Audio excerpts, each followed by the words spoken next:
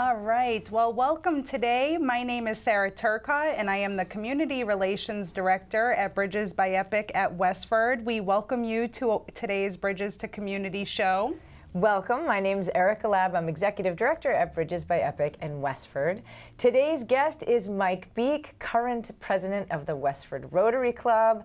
Mike, welcome to the show. Thanks we so are much. so happy to have you. Glad to be here for sure. And your fellow Rotarian, Sarah There you go. Turcotte, Absolutely. right? Perfect. I'm like the only one out of the club here. I personally am. Well, welcome. Thank you. Thank you. We'd love to hear what the Rotary is, because we probably have one or two viewers out there that don't know what Rotary Club is. So if you could give us a nice explanation of what Rotary I will Club is. try. I was one of those people, like, I don't know, 17 years ago. It was a while ago. I didn't know what, all I knew that I could go into a town and see this wheel-looking cog thing that said Rotary, and I just didn't know what that meant.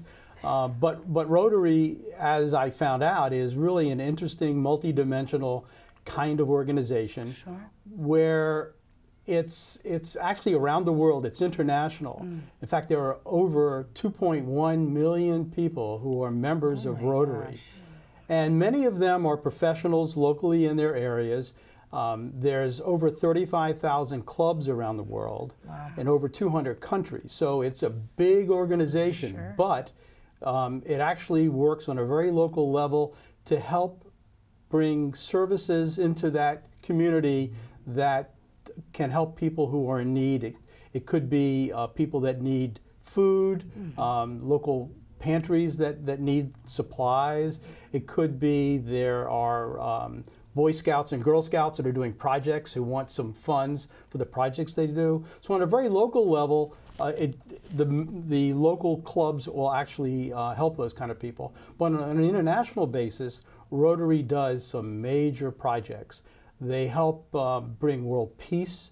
There are actually groups where that's what they want to do, and there's actually training that they go through. But they also help bring water and sanitation and hygiene to communities that don't have it. And I'll talk a little bit more about that because our club got involved with that. They help with education and as well as, I actually have a list of a couple things that makes it easier for me. Disease prevention and treatment. I don't know if you know, but polio is one of the is on the 99.9% level of being eradicated around the world. Since 1985, Rotary has contributed over $1 billion toward the eradication of polio. That's amazing. And that's one of our, and we're 99.9% there. In fact, there's only a few countries that still have an issue: Pakistan, Nigeria, and Afghanistan. And in fact, right now in 2019, I looked it up, there's been one new case in each of those countries. So it's really that close to being eradicated. Other things are maternal and child health, helping women to make sure in the countries where they need prenatal kind of care, and plus helping children to overcome disease. There's a lot of work going on there. Basic education and literacy and community development. So it's a lot of areas globally where Rotary is really helping people. So is it monetary help? Is it hands-on help? Is it a mix? Great question.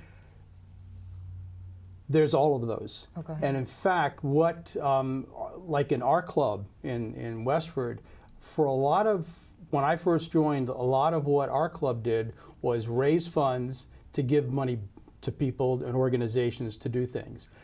Over the years, like in our club, we've begun to realize, well, that's not really enough. We really want to be there with people and help them. And so as a result, we've begun to do things like that. And in fact, from an international standpoint, that polio eradication effort, Rotarians go to the countries where polio is an issue to actually give the vaccine to the children.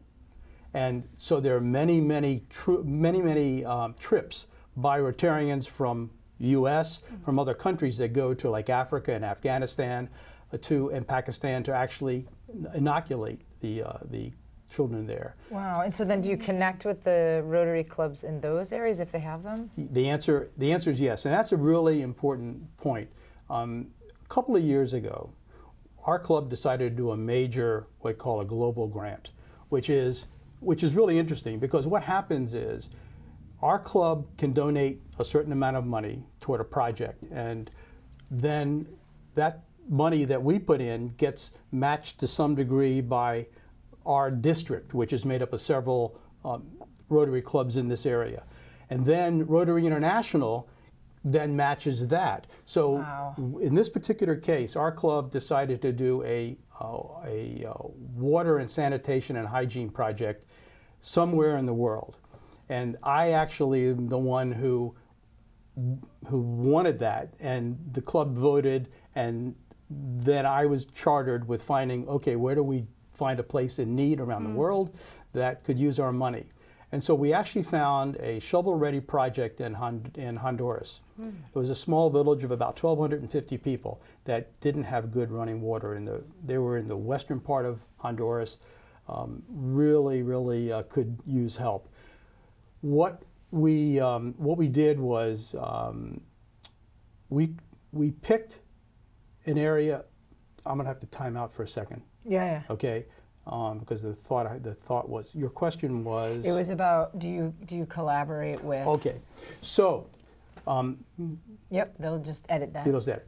So when we found this community in Honduras, and we started to then go through the process of finding out how much money it would take to do it, we found a nonprofit, an NGO, that already had a shovel-ready project ready to go in Honduras, Water Missions International.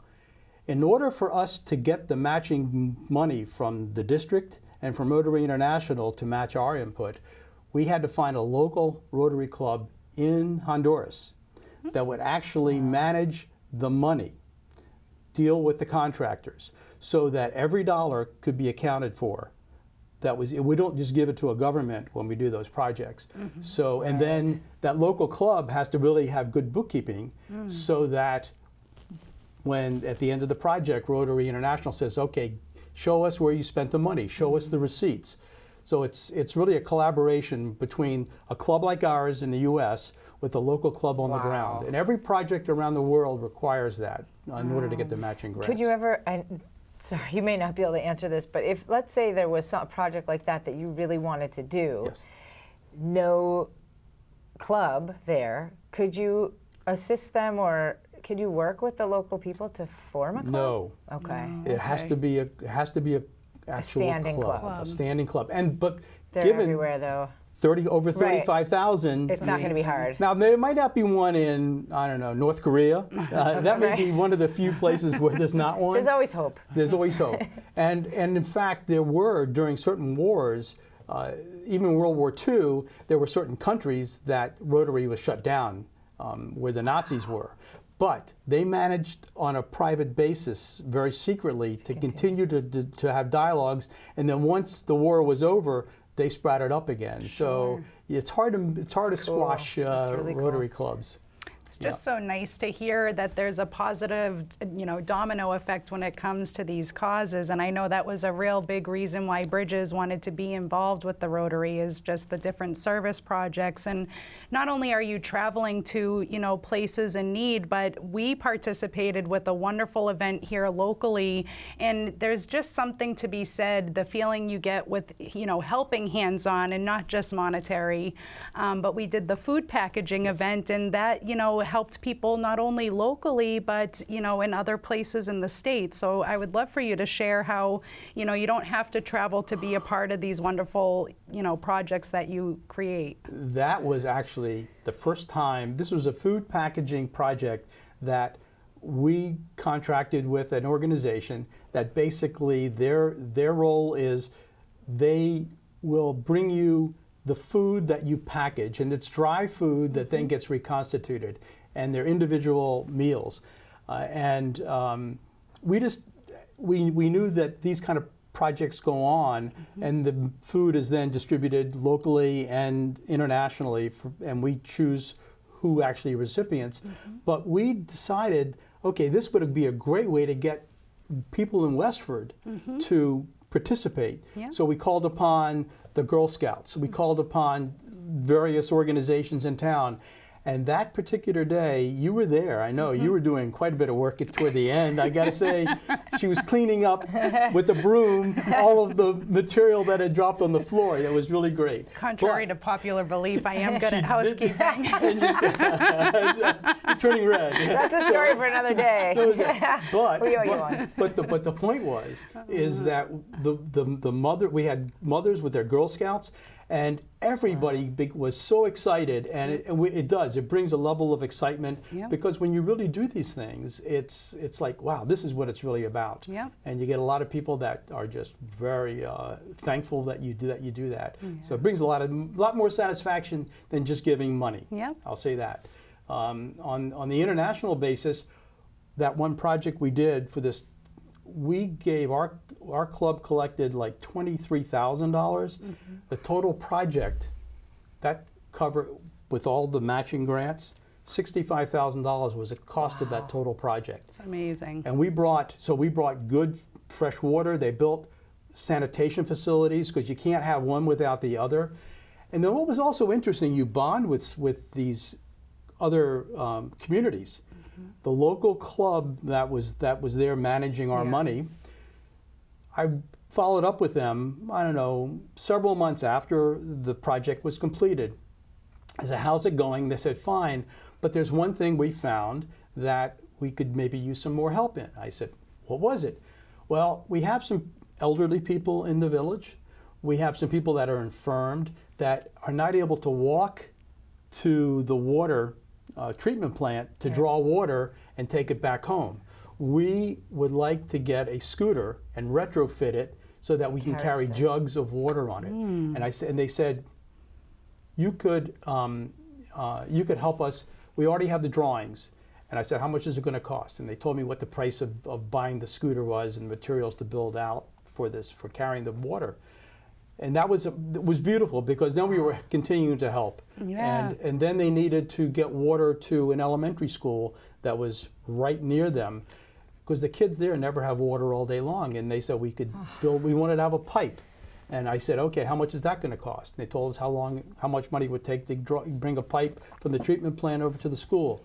So then the kids now have water. So you have to build a bond with the communities as well, which is another dimension of. Well, and it's nice that you get that feedback and you know how it's helping them and how it's affected them, because sometimes you don't get that gratification. I think that's just wonderful. Yep. And that's so life-changing. That's a real concrete thing. Yeah. That you were able to accomplish. You know, what we found in doing that is people spend hours getting water. I mean, and a lot of it's the women who go look for the water every day. If there's a decent source, they've got to go carry the water. It's just heartbreaking that people are restricted in what they can do because they don't have good water. Yeah. We take it for granted every day. Absolutely. Absolutely. But, all these great projects, and we're talking about all these things, how people come together, but I think it would be great for our audience to know, if this is something that they are interested in, how do people get involved? And, can you not only talk about how they get involved, but there are also different types of memberships when it comes to the Rotary Club? So that's a good point. Up till a couple of years ago, you basically had to become a full member. And which meant, like when I joined, I basically had to pay my dues and go to you had to actually go to the meetings. You had to go to at least 80% of the meetings in order to stay a full member. Well, things have begun to be relaxed, and our club took advantage of that, which means that we have some different types of memberships now. So we have one that's for just people that want to do service projects like we do in town, right? We've done service projects like the food packaging, but we've also, in fact, we're going to be, I guess it's this week or next week, going to be doing something. There's a gay 90s in town, right? Yeah, next week. Next week. Thank you, Sarah. I'll be there. And so what we do is we basically serve meals. Yeah. And we've done that for other kind of senior events. And so there are lots of things in town that you can do. So we have a service membership where you don't have to go to all the meetings. In fact, it's very few that you have to go to. And you now can go participate with us in service projects or your own service projects. And we say half of there's so many hours of service you have to perform. Half of them can be whatever you want it to be, and half of them are Rotary centric. And then we also have corporate memberships. So like in your case with Bridges, you've got a corporate membership. One of you or two of you are on our list as the official member, but if you can't make it or you want to bring somebody else, you can bring somebody else, and all they do is pay for their lunch. We also are moving toward having husband and wife, or not husband and wife so much, but people who are partners, right? Yeah. That one of them is a Rotarian. The other one would like to also participate, so we basically make it very economical for them to be able to do that. Sure. And so we have different.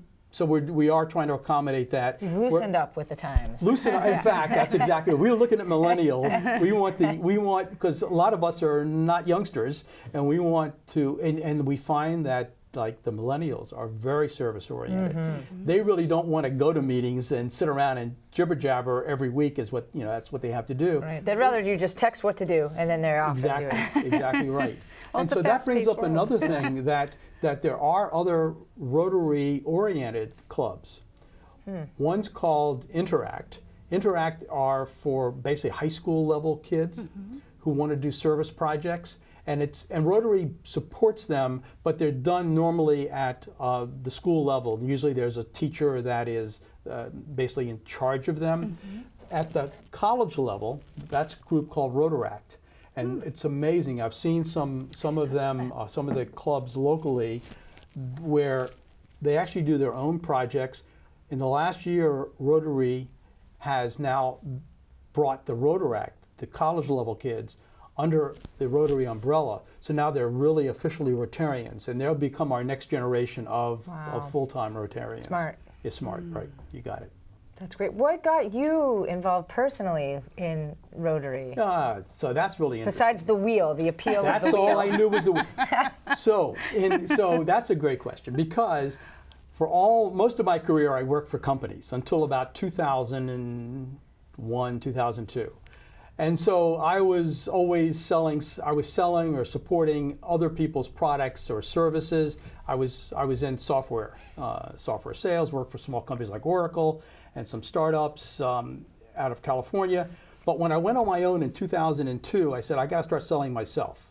And what I was selling was consulting with them, helping them with human resource kind of issues. And I said, well, I got to get out there and get people to know who I am. So I said, well, I understand these Rotary clubs have got business people as their primary members. So I'm going to go to as many Rotary clubs as I can and give my spiel. And I did that. And I did one in Westford. And when I did one in Westford, the next thing I know, some guy's calling me on the phone and saying, Mike, we'd like you to think about joining our club. And so I thought, well, this is a great way to network. I'll really get in my career going in my consulting business. And that's how I basically did it. Of course, after I joined, I realized there's a lot more than networking that's involved with this. But that's what brought me into it. So is it part networking, part good deeds? Describe a meeting? So I'll tell you what, it's a growth thing. People join for different reasons. I also had lived in this town since 1986. Here it was 2002, and I don't really know many people. I didn't have any children go through school here. So I wanted to meet people. I wanted to network. That was what I was really thinking for myself. So people join for different reasons. I didn't even know about this. I said, well, they did certain things. I'll give back to my community as well. And what I found once I came in, that there are so many facets to what you can do. And you can make it your own as well.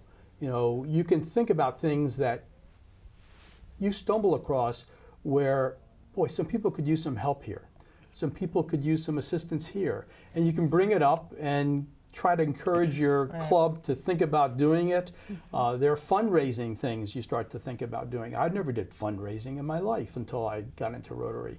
So you join for one reason, and then you typically find that you bring yourself to different levels. And it's self-satisfaction in that growth path. Absolutely. No question. I completely agree. I've made some wonderful connections at the Rotary and have, not only met new people and new organizations, but have found ways that we can be a part of it. And, that's what community's all about, is really coming together and providing, good opportunities for the people who live in the community. And the motto is so true: service above self. Yep. And great things will come with that. It is. And we've done, I think people in this town probably know a little bit about Rotary only because we hold a major event once a year, which is a Blues and Brews Festival.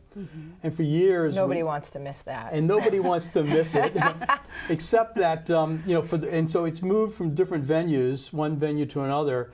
We took it last year, and by the way, it's our major fundraising event. So it's how we collected the money to be able to do the Honduras project, but also we give scholarships to seniors coming out of Westford Academy and the Neshoba Tech. Great. And like I said, the Scouts come. So there are our local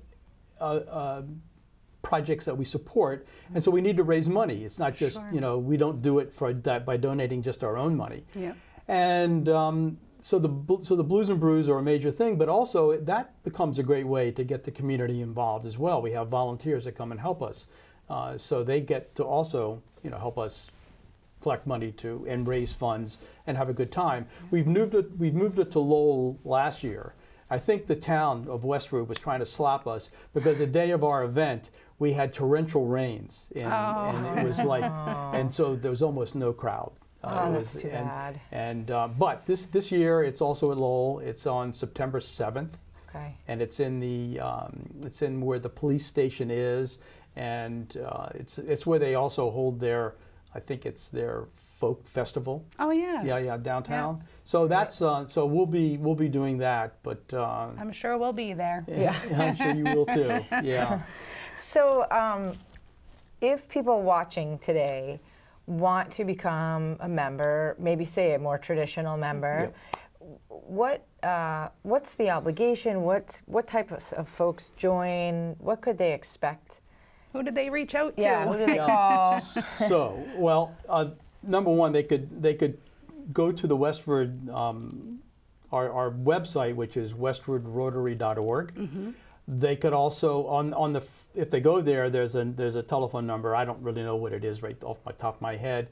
We encourage people to come to lunch, come to one of our meetings, get to see who we are, and see, because like anything, every club has its own personality, and you get to see whether you like our club's personality or not. You get to see what a meeting's about. Very often we have guest speakers, so you get to see what kind of people from the outside come in to help us understand what the rest of the world's like. Yeah. You get lunch. You get lunch. You get a good lunch. You get Westford good lunch Regency. at the Regency. Oh, the Regency. Yeah, right. That always attracts people. And you can have food. They will come. Yeah. And so the obligation from a monetary standpoint is not very much. There's a Rotary collects money from us. I think it's like $66 for every 6 months, and that pays for a magazine we get every month. There's some other things. Basically that's helping Rotary cover its expenses, and then you pay for lunch, and that's basically it. Some clubs do have they do charge a membership fee themselves. Our club doesn't, and I think our current weekly rate for the lunch is like $15.50, and it's really a good lunch. So we basically encourage people that are interested in just checking us out, whether to determine if they want to be a full member or one of the other memberships I mentioned. We welcome them to come and see what it's like. And if they don't like our club, which is fine, there's one in every town. They can go to Littleton, they can go to Chelmsford, they can go to Acton. And so do you have to live in the town of the club? You can go to any. Great. So I'm just like just tossing you lost. because we have Rotarians that don't live in Westford. Do you live in Westford? See? I just work in Westford. You work in Westford. We have a lot of members. They work in Westford. We have bankers. We've got realtors. So the business is, or that's right. It's convenient. It's okay. if it's convenient, and we have people who live in town. All a full mixture. And we have visiting Rotarians who are members of another club, but they live in town because they belong to that club for all their life because they worked in, say, Bedford, but now they're retired. They didn't undo themselves from that club, but they are a guest at our club every week. And one of you was saying before the show that you could, if you're traveling, if you're on vacation anywhere in the world, you could go to the local Rotary Club meeting wherever you're visiting, right? So, yeah. Now, this actually was very popular because at one time there was a minimum number of meetings you had to be at, and you could make up a meeting if you were out of town by going to a local Rotary there. So that encouraged people to do that. But when you go to those other clubs, because you're visiting, you're on a vacation, whatever, you really are welcomed because you're Rotarian. It's like being part of the same club, right? You're a part of the same family. There's no guards that are up. I mean, you now have friends all around the world. Wow. In fact, we have a program, even our club participates in, members participate in, called the Bandy Heffler, and it's with Rotary clubs in the UK that whose members want to come here and stay with Rotarians in our area. And then those people who host those Rotarians then have a chance to go over to England and stay with those people. And so and everybody that does it comes away saying, I now have lifelong friends. It's like Airbnb for Rotarians. There you go. Except and you get friends. That's right. Not just a place to stay, but people to show you around and to connect with. That's amazing. So it's like birds of a feather, and it's no matter which country you go to. Yeah. They may do things differently. They may have some different customs, but you bond. Right, because you're all members of this organization that does good works. Right. So there's got to be like there's something shared there. Yeah. You have core values. Yeah. It's really core values. That's really neat. If you really care about people and you care to want to help people, but then you want to have fun too. Right. And so you mix all those together. Best of both worlds. It really is a great melting pot. Well, we cannot thank you enough for coming in today and sharing with our audience about the Rotary Club. And we do recommend that if you are interested in getting involved, to reach out and look up the Rotary Club at www.rotary.westfordrotary.org. All right, so westfordrotary.org. You'll see Sarah, you'll see Mike. But we thank you so much for joining us today. Thank you again, Mike, and we will see you next time. Take care.